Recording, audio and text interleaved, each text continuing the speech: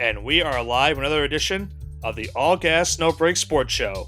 I am one of your co-hosts, Nicholas Bavona, joined alongside, as always, by my co-host Andrew Johnson. And Johnson, it's just been a couple weeks since you and I talked about Major League Baseball. We had the World Baseball Classic just take place a little bit over a week ago now, at least from my knowledge. My timeline is off right now with the NCAA tournament, but despite that fact, Venezuela took down the USA in the World Baseball Classic. They won the World Baseball Classic. And now we go back into the MLB season. This upcoming Wednesday will be opening day of this year's 2026 season. It will be the Yankees and Giants taking place on opening night. First time that Major League Baseball will be on Netflix. So that'll be an interesting broadcast we have on Wednesday. But we'll see how the season goes, Johnson. Of course, the biggest talk of the sports, baseball world, of course, right now is there going to be a lockout at the end of the season right now?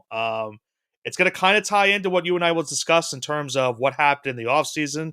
You and I will be breaking down some of the moves that happened for certain teams in the offseason. And the biggest reason why it ties into that is because some of these teams want to implement a salary cap because of certain teams in Los Angeles signing certain players to certain deals that over the course of time will help the Dodgers win potentially multiple championships, which they're trying to go for a three-peat this upcoming season.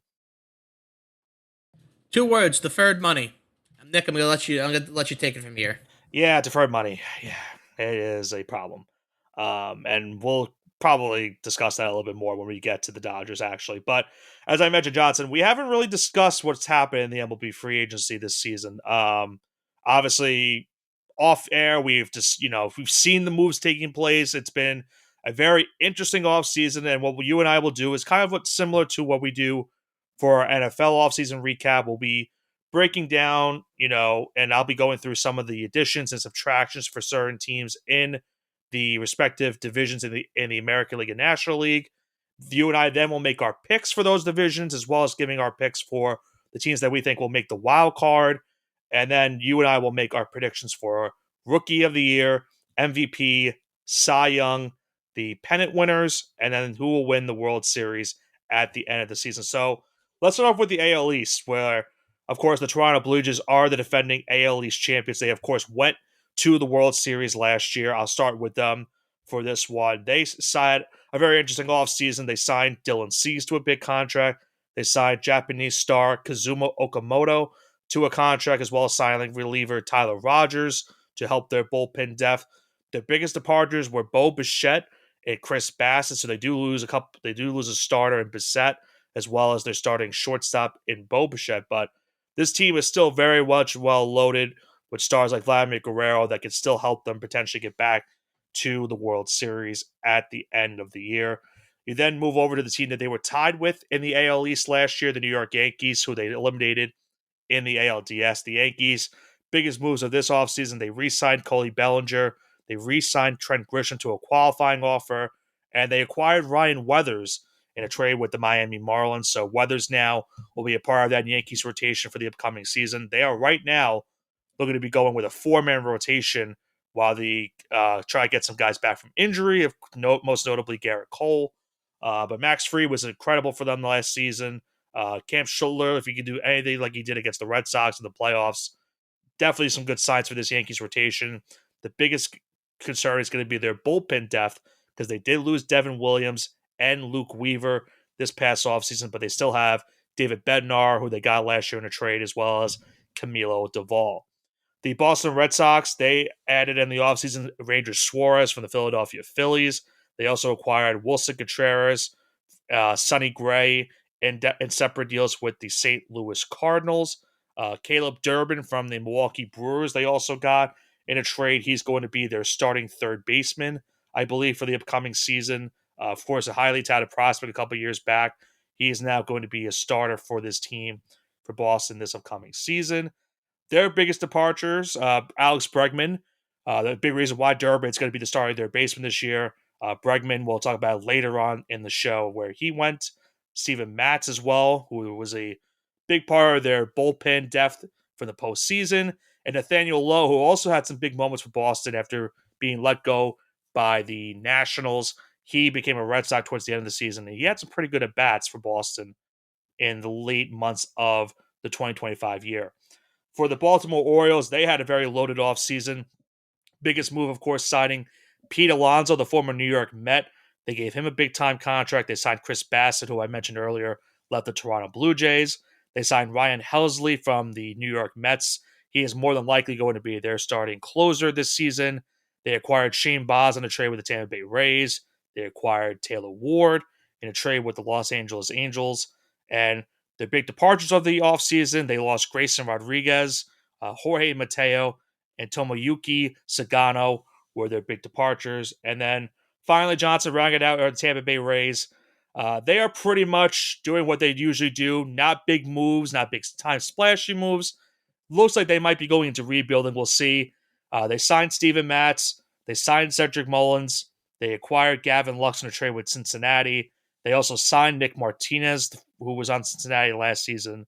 But they traded away Brandon Lowe, traded away Shane Baz, trade away Josh Lowe, and they lost Peter Fairbanks in free agency. So, all that being said, when you look at this division, who do you have as your AL East winner? Oh, it's the Yankees still. Don't Mm, get me wrong. Let me break down my decision in a minute here. Take a look at the Yankees. They bring back Bellinger. They get Trent Grisham back. Ryan Weathers is an improving asset where he is young, but he is getting better each year. And as a starting pitcher, he's all right. Luke Weaver and Devin Williams were very inconsistent out of the bullpen. So it is addition by subtraction. The Red Sox had some great additions. Ranger Suarez being the big one. Wilson Contreras is going to be great in that clubhouse, but losing Bregman, losing Nathaniel Lau, that's not really that great. And the rest of his team, well, they're trying. Like the Orioles, getting Pete Alonso's big, but he's going to be over the hill a year or two from now, so you don't know how it's going to be. Losing Grayson Rodriguez isn't that great either. And the Rays, well, they're always going to be in contention, but they're not making really inspiring moves. And the Blue Jays losing Bo Bichette is an absolute disaster. So give me the Yankees here. I'm going to pick them by default. I think when I look at, and I might be a homer pick, obviously, for certain reasons. I do like what the Red Sox did, as much as I hate to say it. They did have a nice offseason No, getting, they definitely had the second best offseason in this division by yeah, far. like Suarez and Sonny Gray immediately will plug into their starting rotation. Contreras, I believe, is going to be the starting first baseman for the upcoming season. I still like Caleb Durbin. Obviously did not really work out in Milwaukee, but I think a change of scenery could help him in Boston. The Blue Jays, Dylan Cease does help. I am curious, is Akamoto going to replace that production of Bo Bichette? Sometimes you see those Japanese superstars pan out well. We've also seen times where they don't pan out well. So that's going to be something to watch out for this season. If I had to rank it, I think the Yankees finish at the top of the division, followed by Boston, Toronto, Baltimore, and Tampa Bay. That's how I would, if I had to rank these teams for the upcoming season. I think that's how I would rank them going into 2026. So I'll pick the Yankees as my AL East winner. Before we move on to the AL Central, any final takeaways from that before we move on to that division? Keep on rolling, Nick. All right, I will do so. Let's go with the AL Central. Let's start off with the Detroit Tigers, of course. Last year's Central. Actually, no, I'm sorry. They were second in the AL Central. I almost forgot that the Guardians took that away from them at the very tail end of the season. But the Tigers, right now, the biggest storyline for them, of course, is can they get Tarek Skubal on a contract extension because he's going to be a free agent at the end of the season, which, if there is a free agency at the end of the year, depending on the lockout, he'll get a lot of money potentially from either Detroit or from somewhere else. I'm not sure. He did have a qualifying offer that he has for now for this season. But the Tigers did sign Framber Valdez to a big contract. They even brought back veteran Justin Verlander for will more than likely be his swan song. You have to think this will probably be his last season in the MLB. Of course, was a former MVP with the Detroit Tigers when he was drafted by them years and years ago. Re-signing Gleyber Torres to a qualifying offer as well.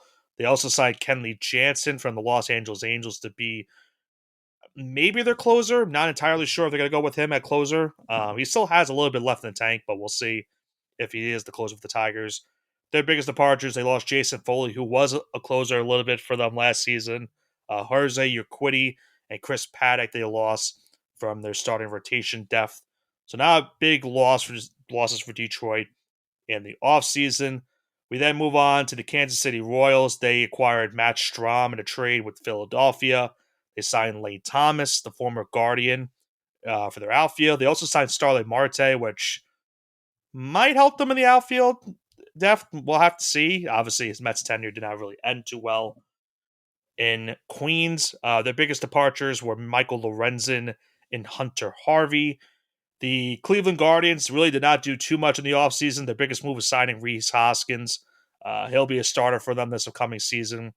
Their departures, they lose Lane Thomas, as I just mentioned, Sam Henches, and Jacob Junis. The Chicago White Sox, of course, with signing the biggest prize of the Japanese market, Munetaka Murakami. He's going to be their starting, I believe, first baseman this season. He might start third. Not entirely sure where they're going to put him just yet, but he will be a White Sox this season. They also signed Sir Anthony Dominguez for the bullpen. He'll probably be the closer. They acquired Jordan Hicks, and they got Luis Angel Acuna in the trade with the New York Mets for Luis Robert Jr., who was one of their departures. Martin Perez was a good starter for them last season up until he got injured. He was probably going to make the All-Star game up until he got hurt. And they also lose Mike Talkman, who was a nice contact hitter for their outfield. And then the Minnesota Twins are in full rebuild, Johnson.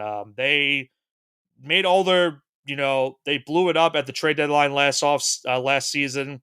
Their biggest departures were Edouard Julien and Christian Vasquez. Not big names, but that's really all they have left at this point outside of Byron Buxton and Joe Ryan. Their big additions were signing Josh Bell, Taylor Rogers, and Victor Caratini. So who do you got in the AL Central? Nick, a lot of these teams didn't do much. Like the Guardians, they have a great foundation there, but they got Rhys Hoskins. That's about it.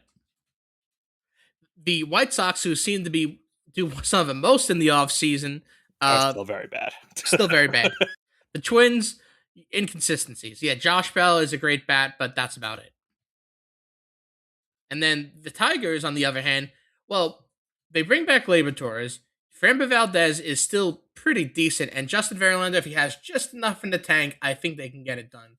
So with that being said, give me the Tigers here. Or actually, on a second thought, Nick, let's go with the Royals because I like Starling Ooh. Marte, I like Bobby Witt Jr., and spoiler alert, he might be my MVP pick.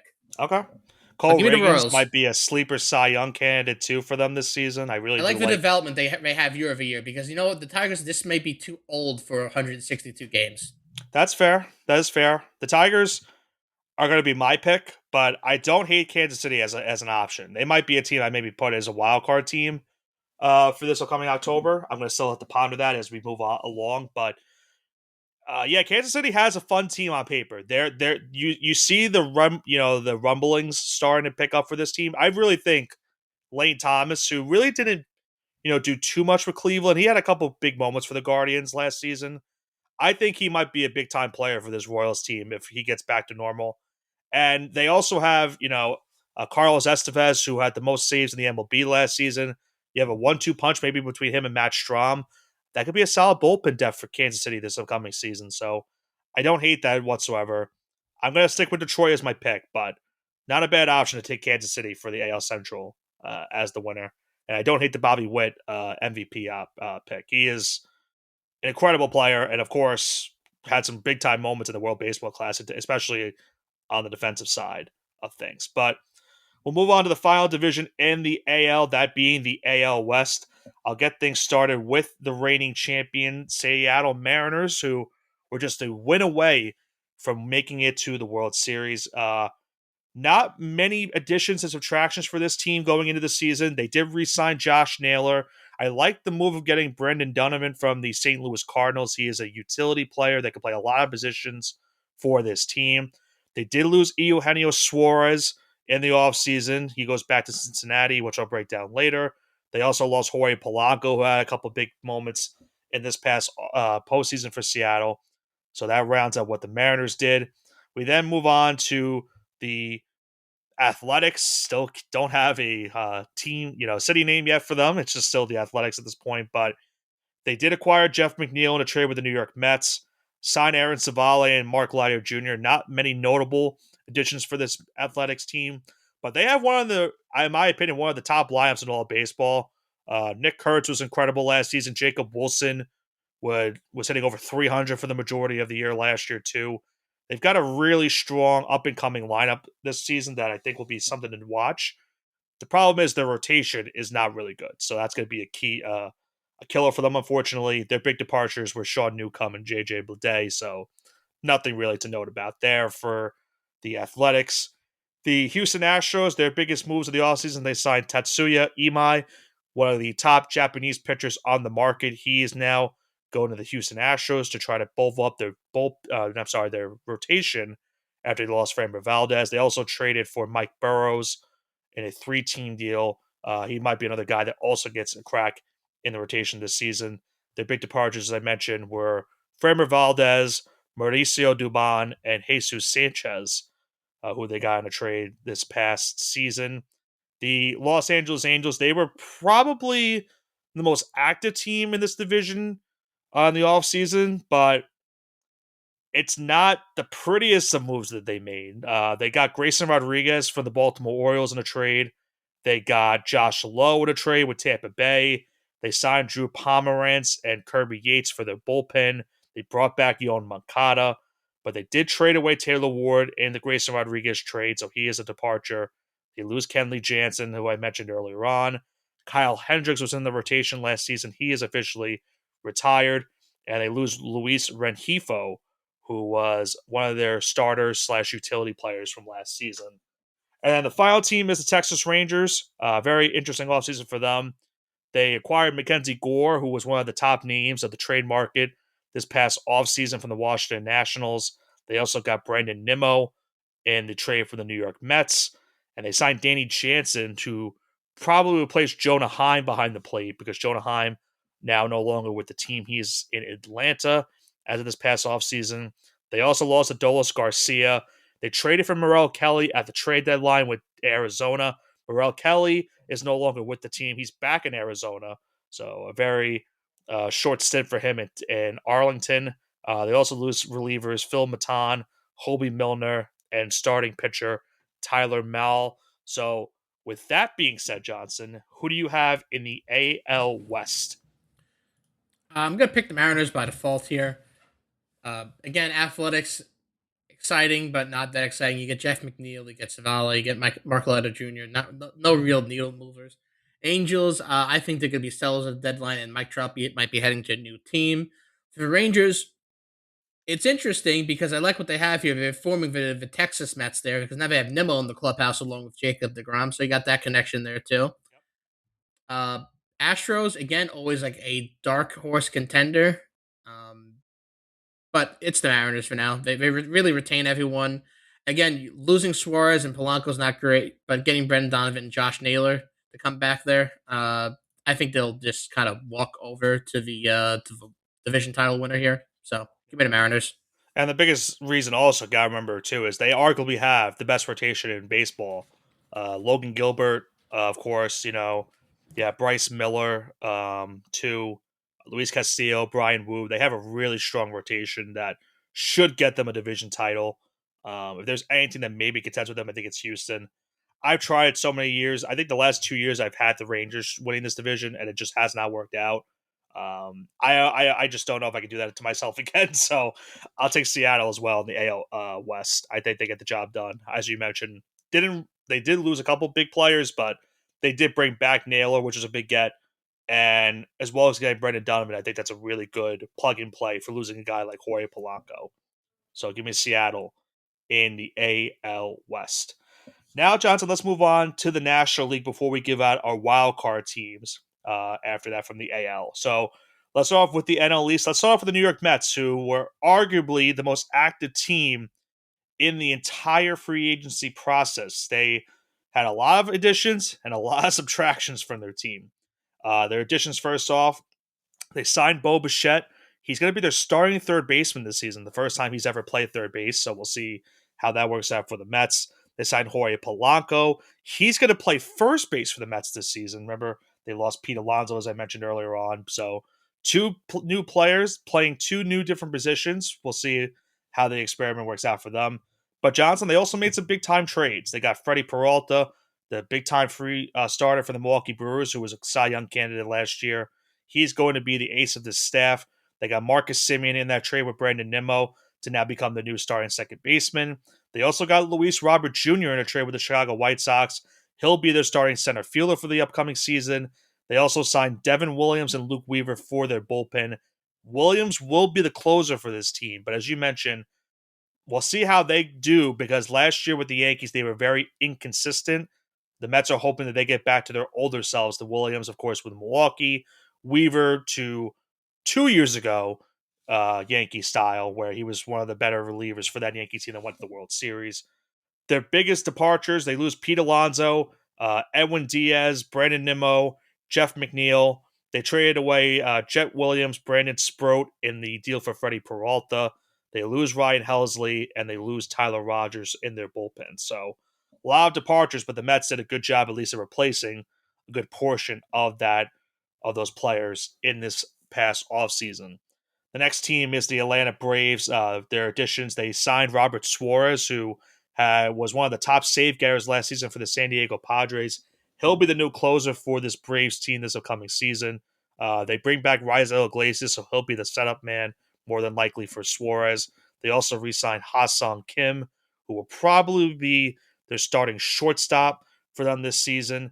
Their biggest departure was only really Marcell Ozuna, who, of course, was one of their big-time bats for the past couple of years, but his batting average has really dipped the last couple of seasons, so they do lose him in this past offseason.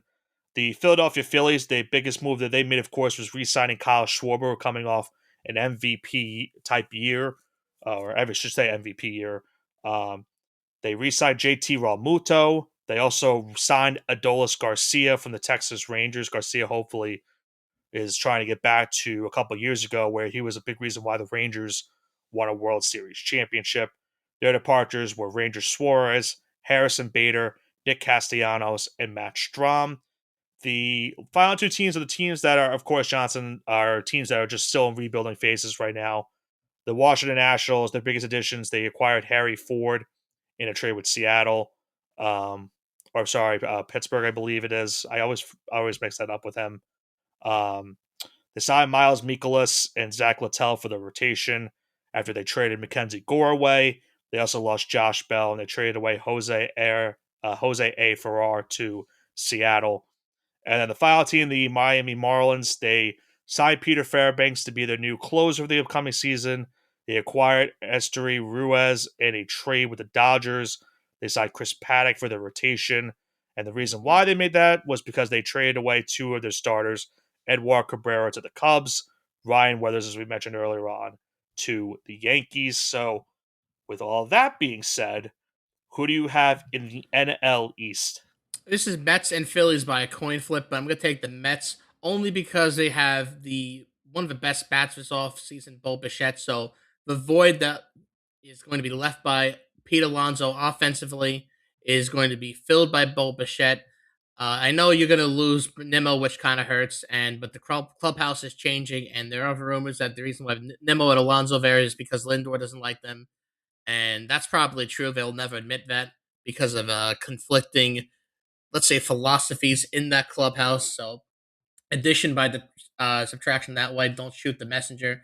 Then you got to add guys like Lou Bob, Marcus Semien, and Freddie Peralta. I think this is a stacked Mets clubhouse. But the Phillies are going to have JT Realmuto, Adolis Garcia, Kyle Schwarber there. Losing Ranger Suarez is going to hurt a lot. Castellanos, the price tag was too high, and for a guy that was on the decline, that makes sense. Yeah, And they had to cut him.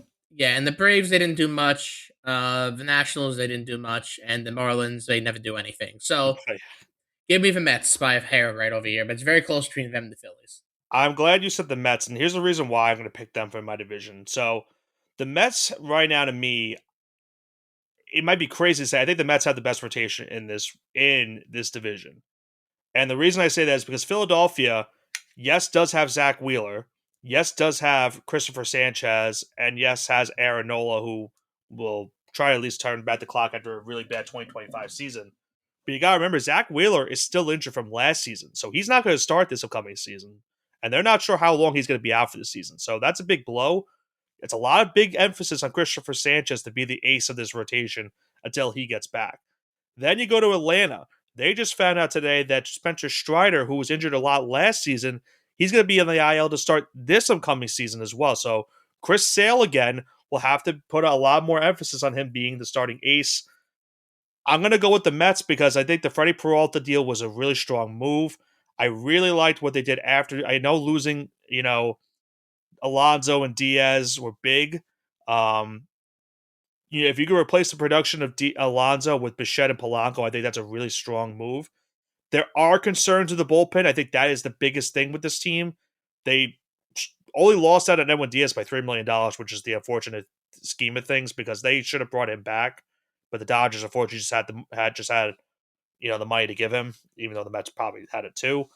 So the Williams and Weaver additions will be the ones to watch out for, as to can they turn the clock back to, for Williams' sake, from Milwaukee years, and for Weaver's sake from 2 years ago for the Yankees.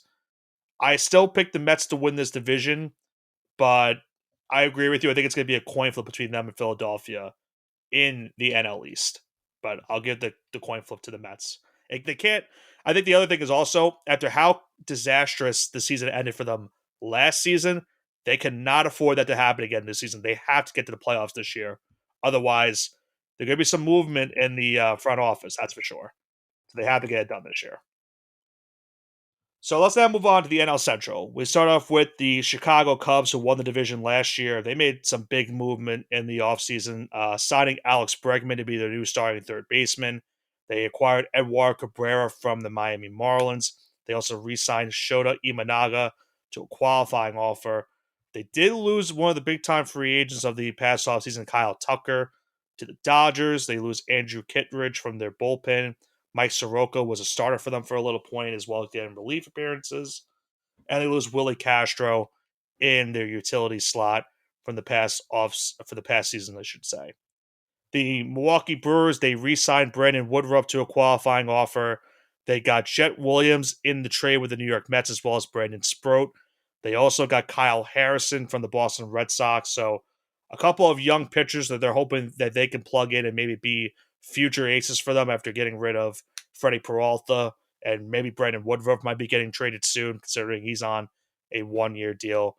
Other departures outside of Peralta, they lose Danny Jansen. They traded away Caleb Durbin, as I mentioned earlier on. They lost Jose Quintana and Reese Hoskins to free agency. The St. Louis Cardinals are in full rebuild, Johnson. First time I can remember ever happening. They're a team that usually is synonymous with trying to win for the upcoming season, but they're getting older. They're trying to get younger now. They signed Dustin May in their starting rotational bullpen. I'm not sure entirely what they're going to do with him. They traded for young starting pitchers Richard Fitz and Hunter Dobbins in the Red Sox deal for Sonny Gray. They signed Ramon Urias as well to be a utility/starter. Their big departures, of course, Sonny Gray to Boston, Brendan Donovan to Seattle, trading Nolan Arenado away to Arizona, and Wilson Contreras also going to Boston. The Cincinnati Reds, the not huge moves for them. They signed Eugenio Suarez. He returns to Cincinnati after playing a majority of his career there. He'll be starting for them this upcoming season at third base. They also re-signed Emilio Pagan, who had a really strong year in the bullpen, one of the top save getters in the National League. Their big departures were Gavin Lux, Nick Martinez, and Zach Little. And then the final team, the Pittsburgh Pirates, their big additions, they acquired Brandon Lowe in that trade with Tampa Bay. They signed Ryan O'Hearn from the San Diego Padres. They signed Marcell Ozuna from the Braves. And they signed Jose Urquidy from the Detroit Tigers. Their big departures, they traded Mike Burrows away to Houston. They traded Johan Oviedo to Boston. And longtime Pirate Andrew McCutchen is now in Texas as of this past offseason. All that being said, who do you have in the NL Central? There's a lot of teams I like here, Nick, but I'm gonna go ahead and say the Cubs are the team to beat here.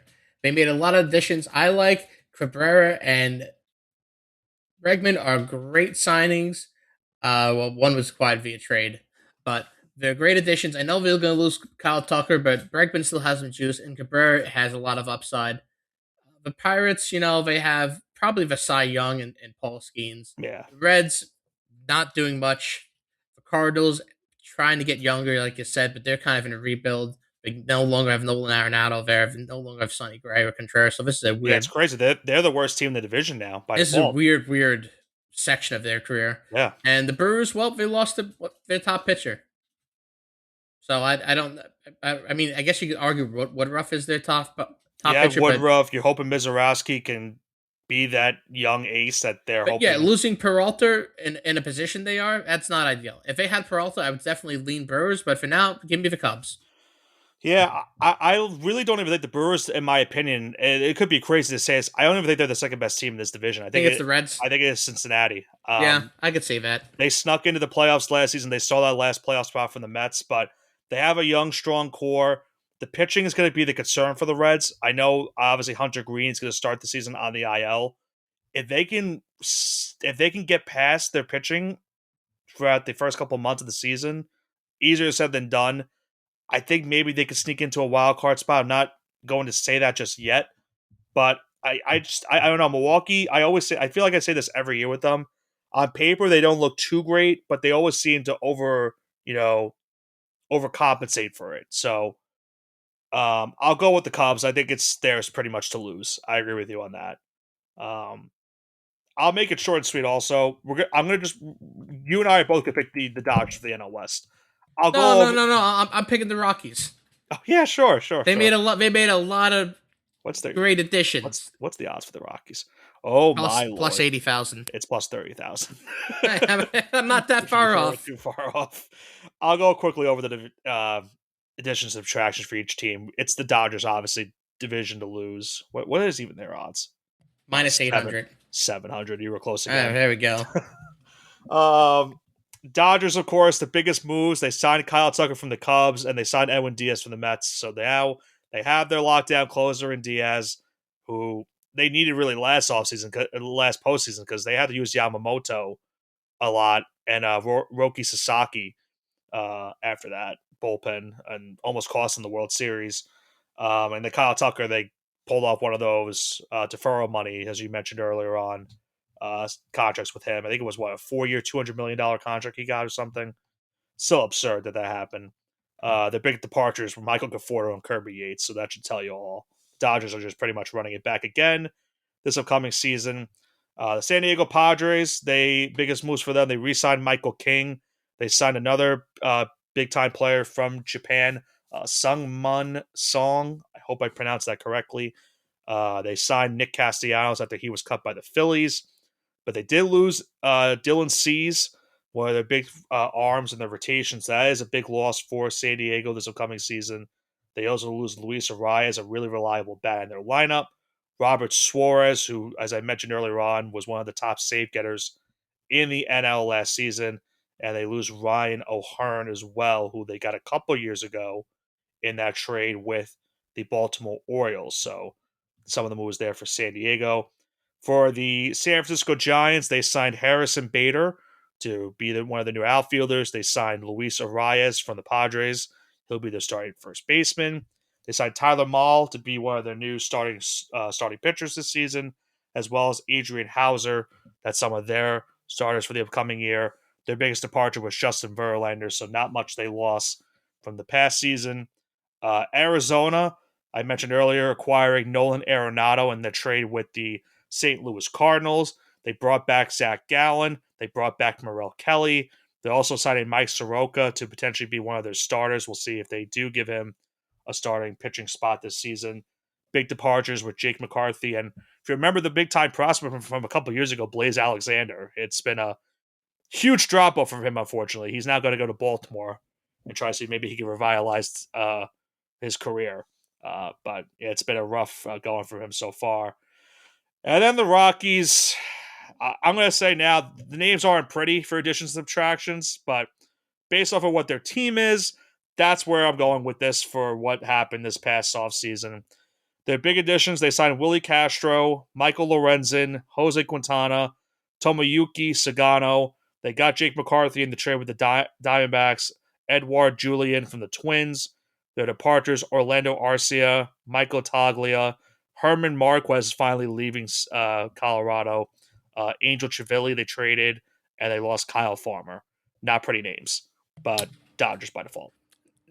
Nick, I just want to shout out something really quick. You know Okay. who's today? You know whose birthday is today? Whose birthday is it today? Former number one overall. I'm sorry, not number one overall pick, but fifth round pick of the 2020 MLB draft. Austin Martin, who's I forget where he is right now. Is he a Twin? I believe he's still a Twin prospect, yes. A lot of people lost a lot of money on him. 27 years old, and he's just pretty much getting into the majors. That is the market right now. Jason Dominguez is in the same boat with the Yankees. It's the same boat with him.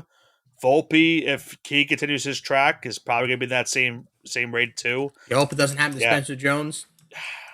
Spencer Jones at least is showing signs, but they're just not playing him. That's the problem. Spencer Jones is also 24 years old, about to be 25. So he's probably not going to play as a Yankee. He's probably going to get traded soon. I kind of sense it already. A lot of guys old, still in AAA. So once they re-signed Trent Grisham to the qualifying offer, you knew that guys like Dominguez and Spencer Jones were in trouble for this season. So that's all I'll say really about that. But yeah, it's crazy. Some of these guys, I think that's the pros and cons to when you look at sports cards like that in terms of trying to buy or sell. You're taking a big risk with some of these prospects. Guys like Austin Martin, Blaze Alexander, Blaze Jordan. I remember him too. People lost a lot of money. Because Blaze Jordan was a big one too. Yeah. But the crazy thing about Blaze Jordan is he's only 24 years old. Yeah. He still has time to turn this around. Right. Yeah, keep in mind, Aaron Judge wasn't called up till, I think, what was it, 24? No, I think he might have been 25, 26. So yeah, Blaze Jordan still has a little bit of juice left, but these guys are 25, 26 right now. TikTok. I'll check real quick before we continue. He was 24, when they called him up. So Blaze Jordan, you still have time. There's still time, but that's a big outlier, of course, Aaron Judge being the case for that. But, there's not much I can say about the NL West outside of that. Dodgers should not lose that division whatsoever. But let's pick our wild card teams, Johnson. We made our division picks. I'll recap them real quickly. We each have the AL East winner being the Yankees. We each have the AL West winner being the Mariners. You have the Royals in the AL Central. I have the Tigers. And we all, this might be the first time you and I have agreed on a lot of the divisions. We each have the Mets, Dodgers, and Cubs winning their respective divisions in the NL. So let's talk wild card. This is bound to be either really good or really bad. Let's talk wild card because this is where we get differentiate. Let's say AL. I'm taking Detroit, the Blue Jays, and the Astros as my AL wild card teams. I'm going Red Sox, Blue Jays. I'm going to go with a 3 AL East team wild card again from same as last year. The last wild card is where I'm deciding. I'm going to hate myself for doing this again, Johnson. Come on. It's between Houston and Texas. I'm picking Texas again. There you go. So we have some different teams there. Yeah, there Blue Jays are the similar team.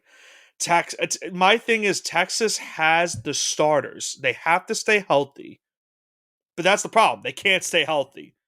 That's the only issue with taking them. Houston, I think also for me, and I really wanted to pick Kansas City. I think the problem for me is it's tough with the AL East right now. I really think Boston and Toronto get back there. Really strong off seasons for them. And I think when it comes to Houston, I don't know. I feel like sooner rather than later that they're going to start the decline because they're all getting up there in age. Like they've been in the league now for a little bit. Like they're going to start getting up there in terms of how long can they really keep this up. Hunter Brown's going to be the ace of this rotation, but that's about it.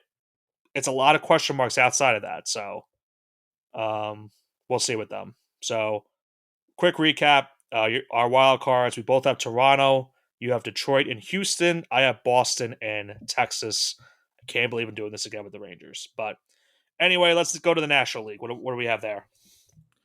Well, Nick, I have a couple of teams here, and I'm gonna go with Phillies, Brewers, and Braves. I'm going for 3-team NL East. I'm also going 3-team NL East. I got Philly Oh in Atlanta boy. too. Okay. Are Yeah, you are you, are you also picking? I gotta go Are San you Diego. I have to all go right? San So, Diego. some different opinions there. Yeah. San Okay. Diego is just another a team on paper that should not miss the playoffs. Like they have such a good lineup that it should have missed the playoffs. Losing Dylan Cease definitely hurts, but I think getting back Michael King was a big get for them because if they lost him too, they'd be in huge trouble. I'm just not sold on Milwaukee. I'm not sold on them. I to be fair, I'm never really sold on them, but I think the Braves get back. Last season was an albatross of a year because of injuries. Losing Strider to start this year again doesn't help, but I think that's going to be a big, get back for them to get back to the playoffs. Be some motivation, I would say. So a lot of similarities for us in the majority, but our wild cards for the NL: Phillies, Braves, and then the outlier. You have Milwaukee. I have San Diego. Let's go into the awards now, Johnson. Who do you have for Rookie of the Year in I, the American League? so American League, I've got Murakami. Murakami. Okay. I think he'll stand out for the White Sox, and they'll need something for that team. So if he performs well, it'll be him. He's an infielder, right? He's gonna play Yeah, either Murakami's third or going to play first first base. or third. Depends on where they're going to put him. I'm not entirely sure where Yeah, they're but going to I'm do not that. really sure where he's playing. But he'll excel at either of those positions, especially because he's been such a high talent prospect coming out of Japan. And out of the NL, I'm gonna take Noah McLean. Okay. Hmm. The American League, I am going to go. I think I'm going to go with. Maybe I'll pick differently from this one. I do want to pick Murakami, but I'll go with another Japanese guy from that's getting a lot of buzz going into the season. I'll pick Kazuma Okamoto from the Toronto Blue Jays, who's going to be their starting third baseman this season, I believe. So I'll take him as my AL Rookie of the Year. In the National League, I'm going to take this guy because they just announced he's going to make the opening day roster this season. I do like Nolan McLean, had a really strong start in the World Baseball Classic final, but I'll take JJ Weatherholt from the St. Louis Cardinals. He's probably going to be their starting, I would say, second baseman because they do have Mason Wynn at short, but he's going to be starting, in my opinion. He should be at least starting for them this upcoming season.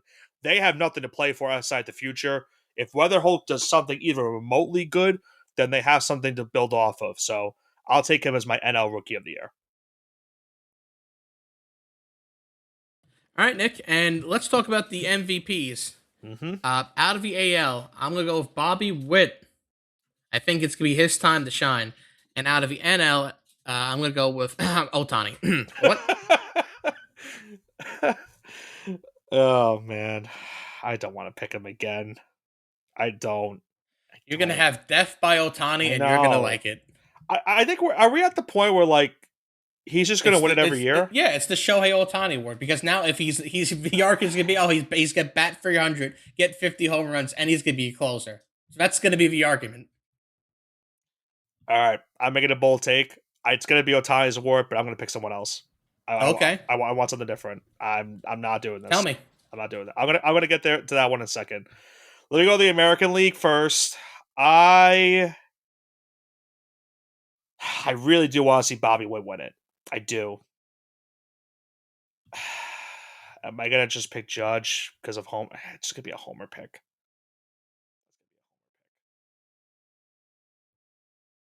Um, give me screw it. Give me Vladimir Guerrero. I'll do something different.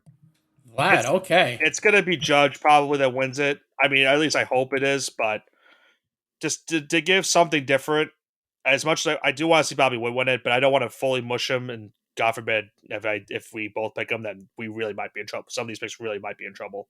So I'll go with Vlad, and I'll put my foot down. I'm not going to pick Otani because I want something different. I am going to pick a team that I said is going to make the playoffs. And because this guy was, I can't tell if I want to make the pick that you're going to hate or the pick that I'm going to hate. What would you prefer? Obviously, the one I hate. Yeah, go ahead. I'm going to take Juan Soto. There you go. I was between him and Acuna. All right. Well, So, I hope not.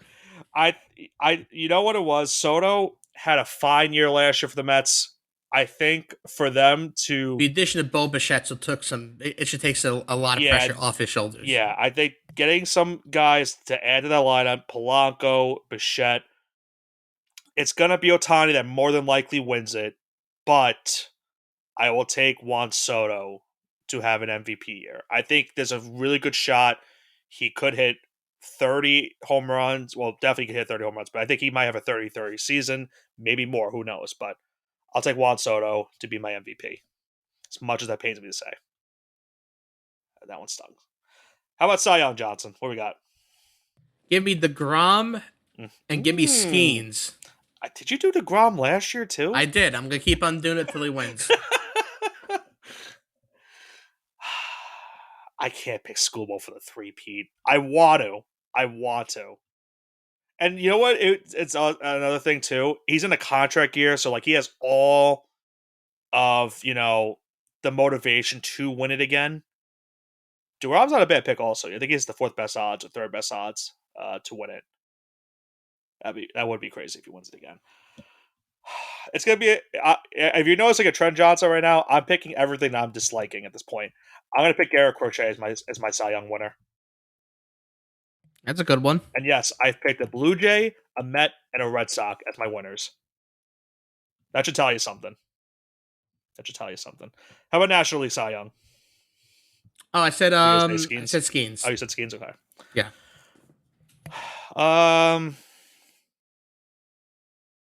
I probably should just pick Skeens.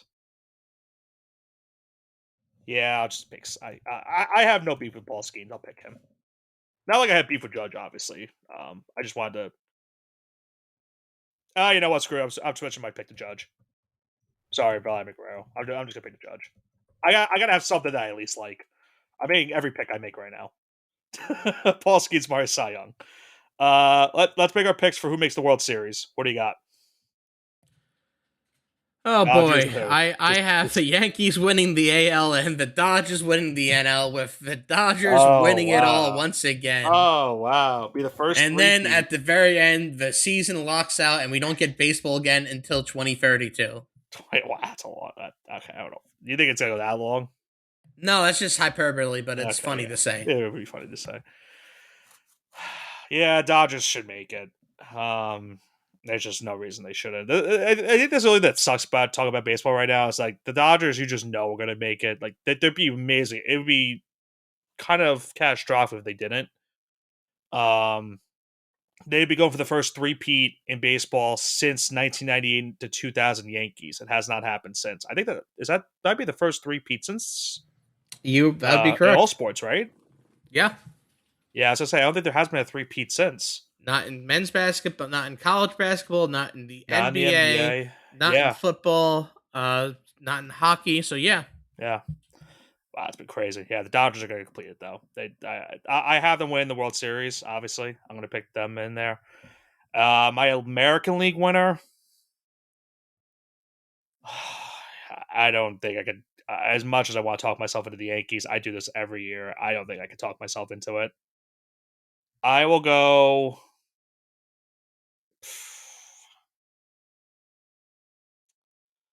Mariners. I don't know. Seattle, I guess. Give me the best rotation. I should say the two best rotations of baseball in the World Series. You can just tell by the excitement of my voice how much I'm looking forward to this season. Well, Nick, Uh, that about does it for MLB preview. yeah. You have anything to add outside of the impending doom of a lockout at the end of the season? You know what makes Wednesday even worse for me, Johnson? Did you see who they announced is going to be on Main event, Jey Yep. Uso. Yep. I'm Wednesday's already not looking good. I think Matt Vasgersian's calling the game. I think that would be the only That'd be exciting thing. quality. I do Yeah, like that's the that. only exciting thing I'm looking forward to on Wednesday. I'm not looking forward to the streaming of Netflix. Maybe it will be good. Maybe it won't be. I don't know. Well, I will say they are going Um, to justify their pricing because if they're yeah, going to keep on getting live sports, the $7.99 price and tag with ads is not that bad. I will say the best thing I think that's happening for baseball this year is that it's no longer on ESPN. It's on NBC now. So maybe that will be a good programming note for them. Baseball on ESPN was really bad the last couple of years, so maybe on NBC it'll be a little bit better. Could be wrong, but we'll see. But yeah, we might have a lockout. We might not. Don't know. Come back to me in a couple months, and we'll revisit this I'll talk conversation. to you in July. You will talk to me in July. When we come back in July, that'll be us discussing the first half of the MLB season, as well as looking forward to the trade deadline in the second half of the MLB season. But for now, that's going to do it for this week's edition of the All Gas No Break Sports Show. The MLB season is on the horizon. Wednesday is the first day of the season. It is the Yankees and Giants taking place on the first ever MLB broadcast on Netflix. That should be a very interesting broadcast on Wednesday. We'll see how that all plays out. But we then go into the upcoming season where we'll see which teams win their respective divisions, which teams make the wild card, who wins all those prestigious awards, Rookie of the Year, MVP, Cy Young, and then who gets to the World Series. Johnson has Yankees, Dodgers. I have Mariners and Dodgers. We'll see how those picks pan out over the course of time of this 2026 MLB season. For Nicholas Pavona and Andrew Johnson, this has been the All Gas No Break Sports Show. Have a great rest of your week.